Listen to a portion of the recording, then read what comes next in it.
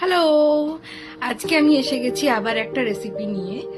তো আজকের রেসিপিটা আমি অন্য কোথাও খাইনি। It's properly my experimental thing, whatever it is. তো কেন আমি এই এক্সপেরিমেন্টগুলো করেছি? কারণ my husband is a proper chutney lover. He is a fitness freak and a mishti chutney lover specifically. He can eat chutney with bhaat, roti, dalia, millet, anything, with anything. তো আজকে আমি একটা অন্য রকমের চাটনি বানানোর ট্রাই করেছি। আগেও বানিয়েছিলাম, আজকে আমি সবার সাথে শেয়ার করছি। অ্যান্ড দ্যাট ইজ আপেলের চাটনি। আমি জানি না কে খেয়েছো তোমরা বা কোথায় খেয়েছো, বাট আমি কোথাও খাইনি বা আমি কোথাও শুনিনি। It's properly my experimental thing আমার কাছে।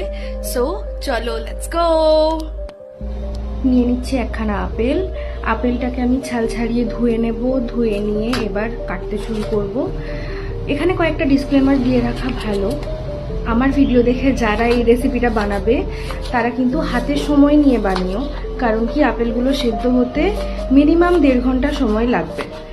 আর একটা টিপস দিতে চাই, একটু দানাদার আপেল নিতে পারো। একটু দানাদার আপেল নিলে সময়টা হয়তো একটু কম লাগতে পারে, বাট নর্মাল আপেলে যেমন বললাম সেরকমই কিন্তু সময় লাগবে।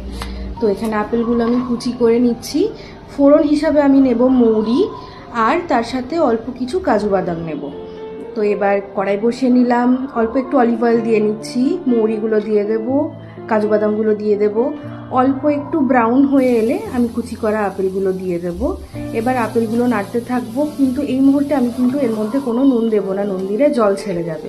তাই নুন না দিয়ে একটু ভাজা ভাজা হলে একটু কাশ্মীরি মির্চ, আর একটু পরে নুনও দিয়েছিলাম, নুনটা নেই ভিডিওতে। এরপর দিয়ে দেবো ড্রাই ফ্রুটস। ড্রাই ফ্রুটসে নিয়েছি কালো কিশমিশ, ব্রাউন কিশমিশ, আর তার সাথে ডেটস, ড্রাইড ডেটস। এরপরে জল দিয়ে নেব, জল দিয়ে ফোটাতে থাকবো ভালো করে। এবার ফুটতে শুরু করলে দিয়ে দেবো 1 কাপ মতো গুড়। আমি কিন্তু এখানে কোনো চিনি ব্যবহার করিনি, তোমরা চাইলে চিনিও ইউজ করতে পারো।